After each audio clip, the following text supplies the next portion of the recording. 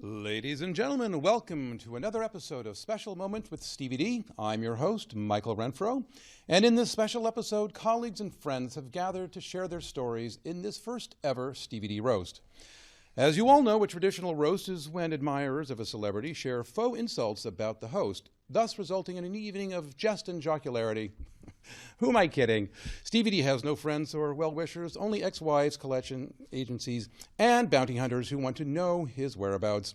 As John Updike famously wrote, Stevie D, a man we are simultaneously both attracted to and repulsed by, much as a fly is to barf. We also want to thank Luigi at Luigi's Italian Restaurant in Pacifica for providing the food for tonight's show. At this time, I'd like to introduce our first ex-friend of Stevie D's. Please welcome his oldest friend, Mr. Charles Richfield.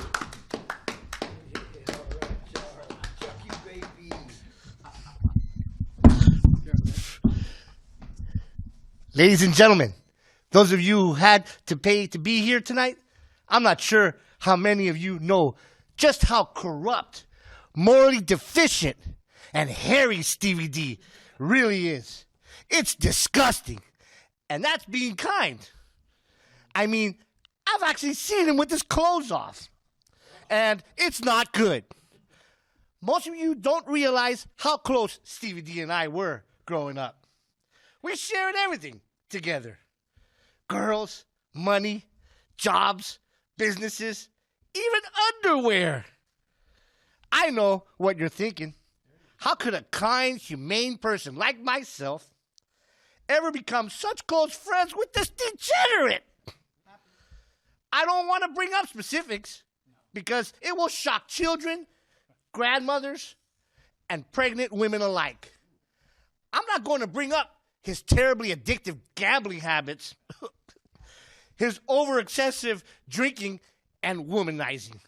Sorry, ladies. I'm not going to tell you about his violent streaks while watching Ohio State lose to Michigan. What? Or how at 8 years old, he slapped his poor grandmother for not buying him a fake ID for his birthday. I really don't want to discuss this in public. It's not that I don't love him. We were so close. I used to smell his underarms at night when we slept together. He honestly had nowhere to go. So we took pity on him, and we are still pitying him today. Ladies and gentlemen, this man has been involved in so many financial scandals, we should not be seen in the same room with him. The FBI even has him on the list to deport. But they can't figure out any country that would deserve such a dirty, rotten scoundrel. I remember when Stevie D told a Girl Scout he'd buy her cookies and then ran off without paying. Or the time when in church getting communion, he grabbed the wine out of the priest's hands, chugged it all down, and then burped out in front of all the parishioners. Wait, it gets even worse. I can't talk about it. Okay, I'll try. He smells, is rude, he farts loudly in his sleep, and he kicks homeless people in the streets. There, I've said it. I feel better now. Of course, Stevie D is not inhumane. Subhuman? Maybe. But he does have strengths and weaknesses alike. Some say he is human, though many who say this are currently institutionalized. Others say he is philanthropic, but that he also swindles old ladies out of their pensions. And still, others proclaim that Stevie D, the man we all know and love, is a fiend who leers like a hawk and connives like a cat. A man who would eagerly sell his third cousin to a wandering tribe in Greenland. What more can I say? I must now excuse myself before my medication wears off. Thank you. Oh, thank you very much. Excellent testimonial.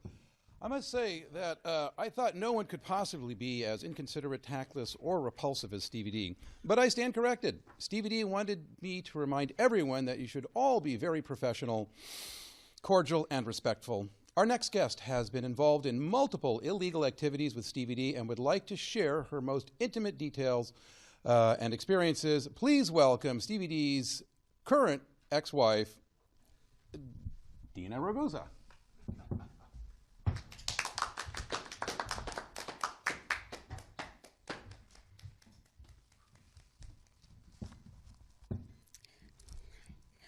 Hello and good vibrations to all of you.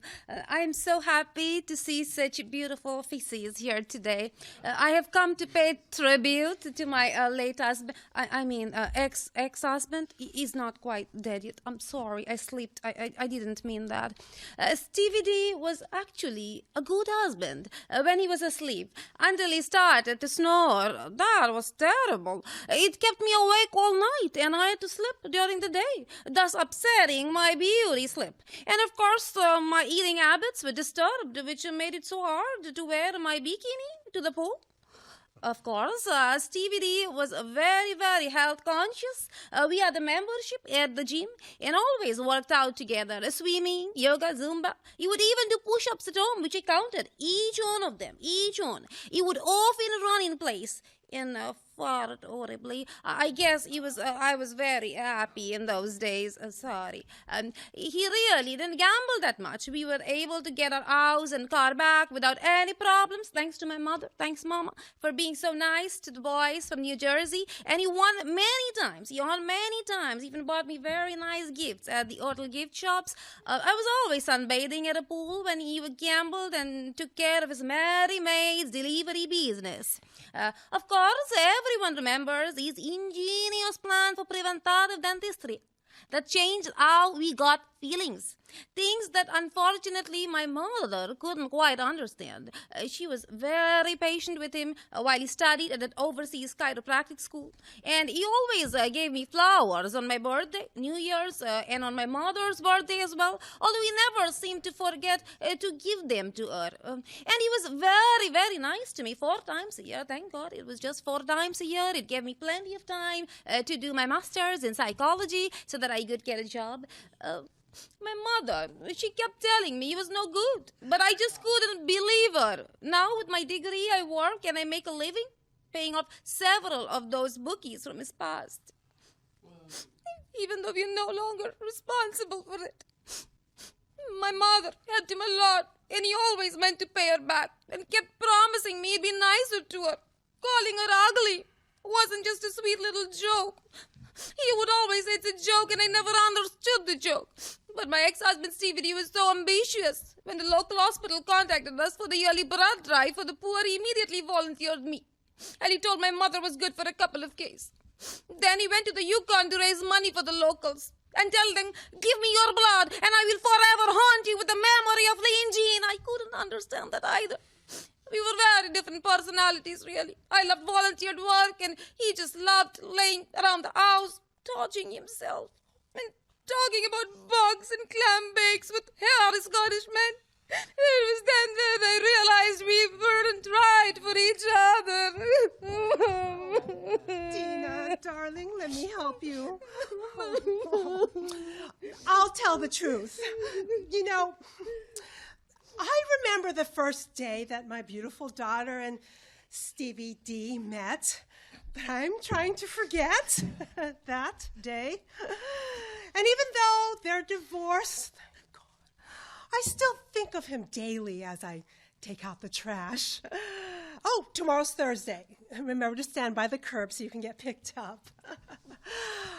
I wanted someone for my beautiful daughter who was strong and handsome and mannered and worldly and wealthy and intelligent. And Stevie D was none of those.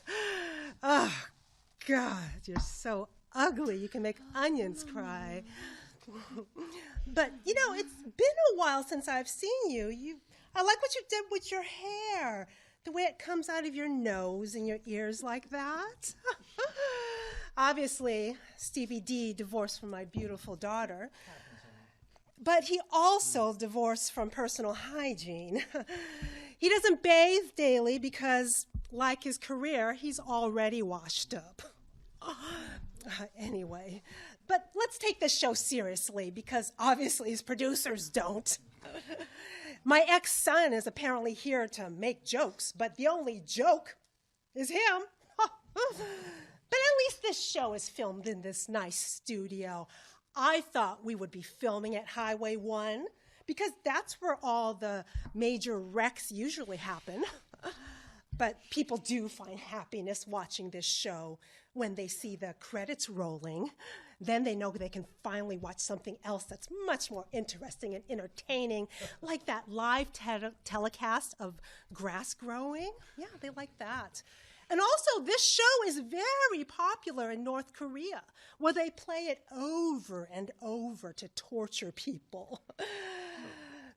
Stevie D, you really put the D in disaster. Disappointment, delinquent, disgusting, delusional.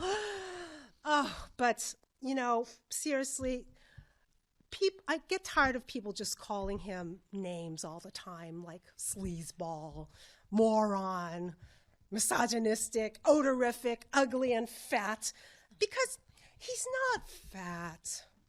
In fact, he's in pretty good shape with all the running he does, away from me, when I try to chase him down every month with an eviction notice for being 6 months behind in rent.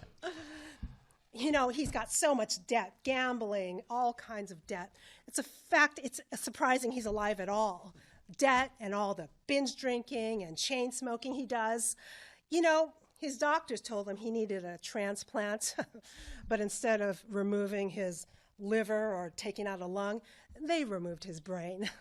Yeah, roll your eyes, Stevie D. Maybe you'll find a little bit of brain still up there.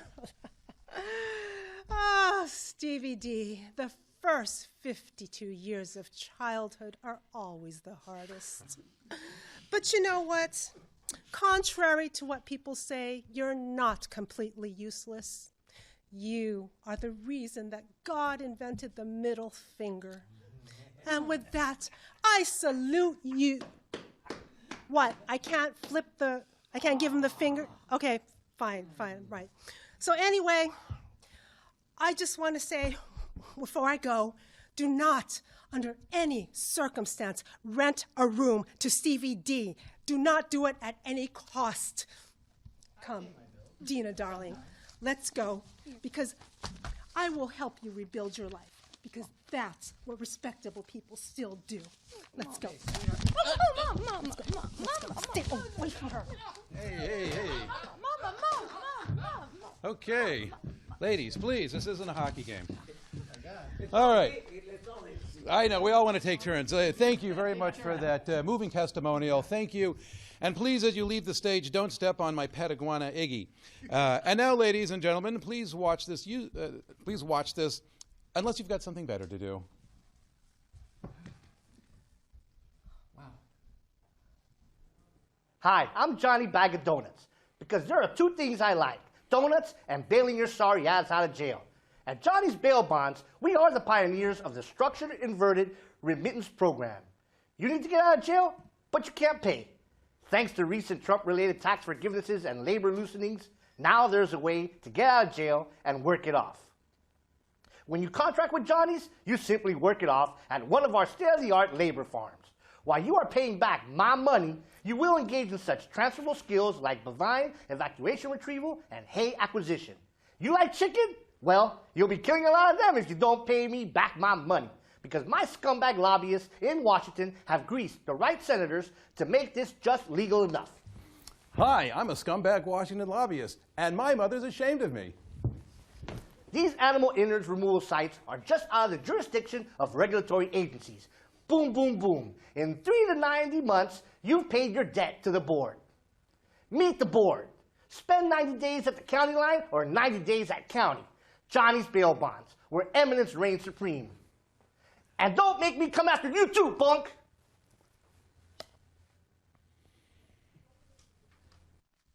And we're back. I just want to remind everyone that everything you hear tonight about Stevie D is true, unless, of course, it's something good, then it's a flagrant lie. Please welcome tonight's entertainment, Mr. Nelson Wooten.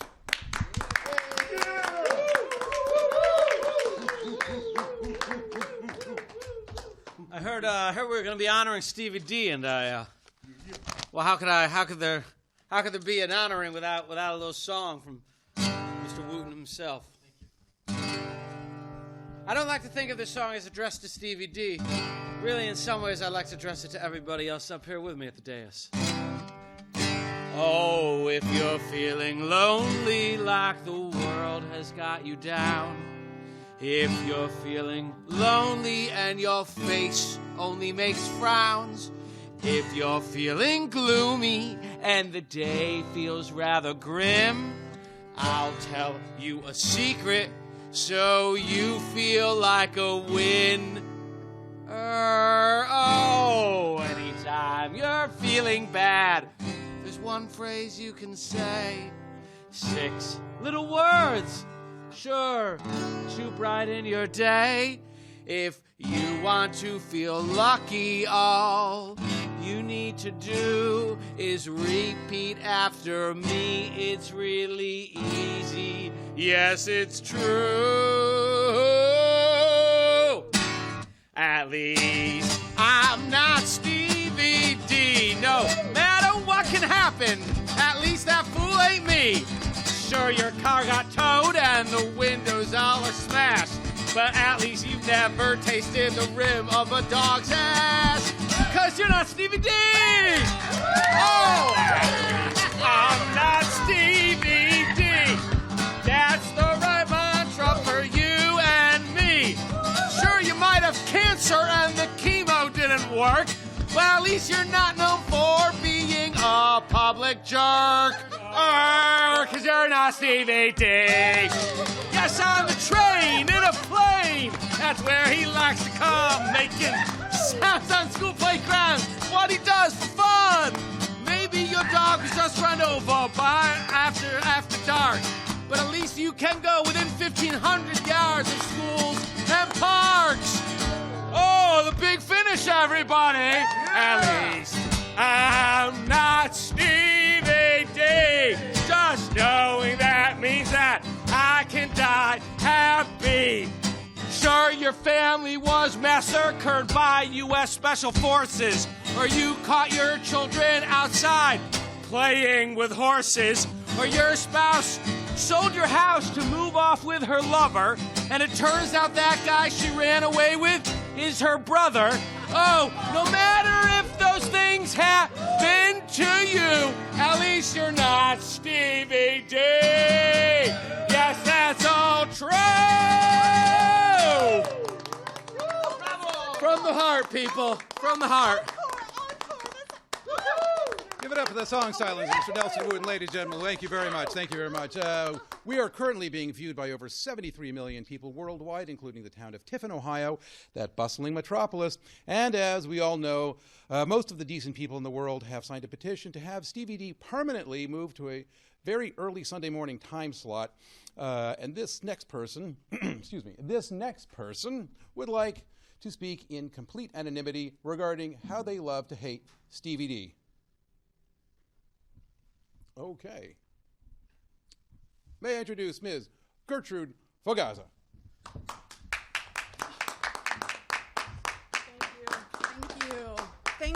Thank you. Muchas gracias a todos. I am just so happy to have made the flight to get here tonight. Whew. My usual pilot had the flu, and I had to hire some third-rate company for transportation. But third-rate is why we're here tonight, isn't it? Yeah, pardon me if my makeup and attire isn't appropriate for this gathering. I was hauled off the set of my current movie. Some do, some don't even try. I'm not supposed to really talk about it as we're still filming, but I just had to get away from all the autograph seekers, the photographers. They hound me at my film shoots now. Okay, I first met Stanley. Yeah. So it's Stevie D, I need my notes. An actor can't live and breathe without their script. I'm a much experienced trained actor. Mm-hmm. Oh. Okay, let's see. Where was I? Strange Shakespeare. Oh, yes, yeah. Well, my parents always told me how important it was to give something back to society. However, It is very unfortunate that society must suffer a person of such disappointing character, no matter what the Hollywood Reporter says. I never had any financials dealing with this man. We never frequented the same circles. And I never, ever had any children with him. And I can say with all honesty that I came on my own free will to confirm that Stevie D, the man in question here tonight, should be prosecuted to the full extent of the law, or at least be completely humiliated on national TV. Oh, by the way, I was told I could plug my last film, the one I finished last April in Thailand, or was it Cambodia? Anyway, it's called Don't Do It If You Haven't Already. It's a story of a Wall Street banker who goes insane and the beautiful wife who risks her life and her fortune to save him. I play the beautiful wife, of course. Anyway, he dies at the end in a terrible hurricane. The life can't save him. It's tragic, yet it's comic at the same time. Oh, rumor has it I may get an Oscar nomination for this one. Oops. Oh, hold on. It's my manager. Hey. Oh, yes. Hi. Gotta take this.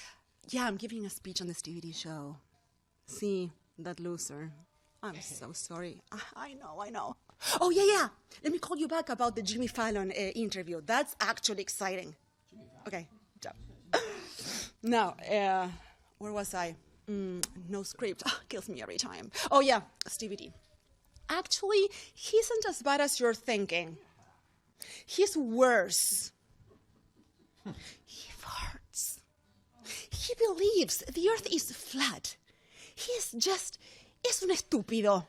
Any way you look at this man deserves to be roasted. Plucked first, then roasted for a very long time. Hi, but I can't stay here really any longer. Sorry, guys. I have press conference next door. That's so important to my career. Oh, that's my manager again. Hold on. Yep, leaving. Okay, see you guys. Bye. Mwah. Besos. I love you so much. We love you too. Bye. Thank you. Bye. All right. So true. Thank you, Miss Congeniality. Let's take a minute to watch this while we pull out Stevie D's nose hairs one by one. Hi, I'm Quinn Dylan, a big-time TV star. You might know me from that hot new sexy drama, Night Nudie Nurses, where I play a nurse born into the body of a crustacean with a seafood allergy. I was also in Killer Crowns from Outer Space. I played an extra in the foreground in Scene 2 and an extra in the background in Scene 43. You probably think the life of a glamorous TV star is all coke parties, hot tubs, orgies, and celebrity selfies. Well, it was. But tragically, one day I discovered I had a gluten allergy. Every time I ate pasta, bread, or beer even, I felt bloated, irritable, kept yelling obscenities at animal actors on set, and was too lazy to swim in my underwater crustacean scenes. So I went to my doctor hoping for a prognosis and some heavy medication to put me under for a week. But on the way there, I heard several people talking about their gluten allergies and several more at the market. Then I called my lovely mother and she said, "Even I have a gluten allergy." I realized that everyone in America has a gluten intolerance. If I took medication for it, it'd be abnormal. I'd be a deviant even. So instead of going to the doctor, I stayed at the market and bought $400 worth of gluten foods and products. I wanted to fit in, not be a deviator. I bought croissants and crackers and donuts and jello and pudding and rigatoni and meat and a whole makeup kit and loads of rolls. Now I even take a spoonful of gluten supplement every few hours just to stay comfortably bloated, gaseous, and irritable. And wouldn't you know it, now I'm finally like everybody else. Happy, unhealthy, and full to the brims with unnatural gluten. It's so easy, and you can try it too. After all, you don't want to feel like an outsider in your own town. Oops, gotta run to the bathroom. Nature calls.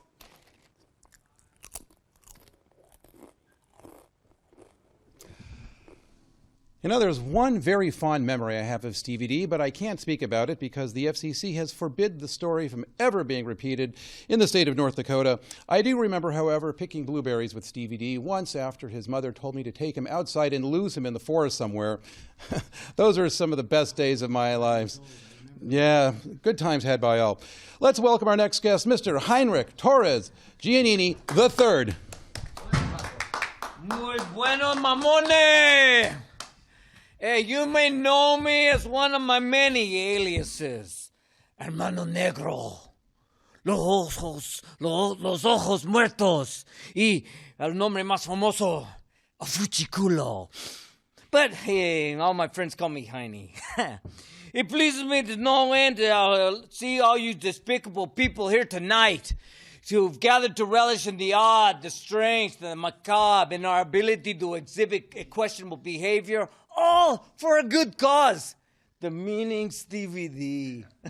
But seriously, folks, he may wear a tuxedo, but he is no Ariana Grande. Yeah, but Stevie D got his big break on my Uncle Tito's farm, shoveling manure with his mouth and singing Appalachian reggae songs through his anus. Yeah, he was quite pathetic, yet so ahead of his time. That's actually how I came across his horrible behavior, his outlandish indignations, and his inability to learn how to play the kazoo with his penis. Yes, our story goes back beyond the time when men were men and farm animals were chastity belts. I left Stevie D for the first time crying on the side of the road in sullied diapers. I came across this disease-riddled creature scraping with his tongue the sides of sewage containers for food. It was Stevie D. Oh, what a glorious sight it was to see the depths of his despair. It has come to my realization that there is one thing worse than being in Stevie D's presence. And that is being Stevie D. Once, when we were on one of our hashish-laden trips in Marrakesh, I dreamt that I was riding a motorcycle through the desert, wind swept and sand through my body, gaining flight, soaring endlessly as if I was an eagle toying with the earth. I turned next to me only to see poor Stevie D in a handmade tricycle with blocks and wheels petting furiously, saying, "Hold me, beat me, lather me in raspberry juice. Do what you will, I'll never reveal my secret for the implementation of preventative dentistry." Another dream spoiled by Stevie D. Well, my friends, fellow accomplices, and those who were extorted to be here tonight, we all know that it's like to be in Stevie D's tragic life. But what so many of us can't comprehend is how no one has managed to steal his tuxedo. But that would have required somebody to actually touch that plague-ridden, stench-filled excuse of investment. Well, no comment at this time about that illegal pornographic trial. Okay. Hey, gracias. Ladies and gentlemen, give it up from Mr. Giannini. Ladies and gentlemen and members of the Moldovan Parliament, many of you have written to our studio requesting that the image of Stevie D be banned from humanity and never to utter his name before and after Labor Day again. And now it's time to hear from the guest of honor himself, that man we love to loathe, that incredibly distasteful human being we call Ken, ladies and gentlemen, Mr. Stevie D. Thank you. Thank you. Thank you. Thank you very much. Don't worry about the pictures. Thank you, everybody. It's so wonderful to be here tonight with all of my very close ex-friends and business partners. It has been quite enjoyable for me as both an artist and a business module to do whatever I could to swindle you as often as possible. Sorry, honey. Please hold all applause until the end. My agent would prefer it that way. Thank you. When I was young, my mother used to tell me about our old Uncle Igor back home in Mongolia and how he used to sniff the backsides of the farm animals just for kicks. She told me that one day I could be as great as he was. Of course, he was arrested multiple times for vagrancy and exposing himself in public. But in my 35 years in show business, I do want to thank several individuals regarding them helping me. There's Jim and Tammy Baker. Although I never met you, I looked up to your corruptness as role models. I also want to thank my accountant, Edward Meese. Even though I really didn't appreciate you when I was younger, but you're taking me for that last $150 to buy those shares in WedTech, I'll never forget that. And lastly, I want to thank all of you watching tonight. These people aren't nearly as handsome as I am, but they have come to pay tribute to me, and you all at home are still watching. I also want to thank all of you fans for not showing up to the studio tonight to throw rotten fruit at me like you did the last time. Well, that's it for us tonight. Thank you for tuning in. We'll see you next time on Special Moments with Stevie D. Love you. Photo, anybody? Anybody photo? Photo? Wait, Mom? No.